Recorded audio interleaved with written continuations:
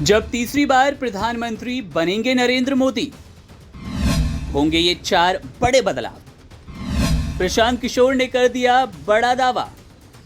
इस वक्त राजनीतिक विश्लेषक या यूं कहिए चुनावी चाणक्य प्रशांत किशोर का एक बयान खूब वायरल है, एक इंटरव्यू खूब वायरल है, जिसमें उन्होंने प्रधानमंत्री नरेंद्र मोदी के तीसरे कार्यकाल यानी कि तीसरे टर्म की बात की है।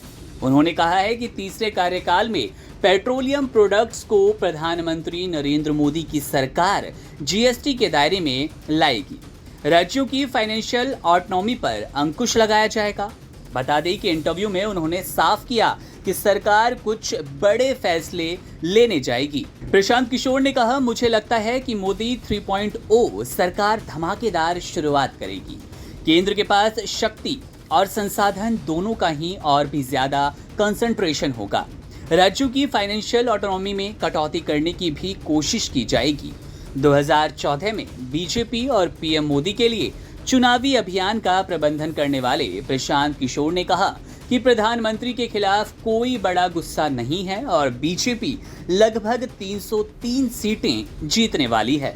पीके ने साफ कहा कि मुझे आश्चर्य नहीं होगा जब पेट्रोलियम, शराब और भूमि को लेकर बड़े फैसले लिए जाएंगे।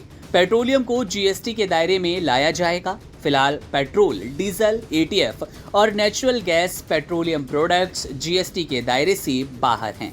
हालांकि उन पर अभी भी वैट, सेंट्रल सेल्स टैक्स और सेंट्रल एक्साइज ड्यूटी लगते हैं। प्रशांत किशोर ने यह भी भविष्यवाणी की कि केंद्र राज्यों को संसाधनों के डिस्ट्रीब्यूशन में देरी कर सकता है। Fiscal responsibility and budget management के नियमों को सख्त बनाया जा सकता है। उन्होंने आगे कहा कि जियोपॉलिटिकल मुद्दों से निपटने में भारत की मुखरता बढ़ने वाली है। वे बोले, वैश्विक स्तर पर देशों के साथ कूटनीतिक बातचीत के दौरान भारत की मुखरता बढ़ेगी।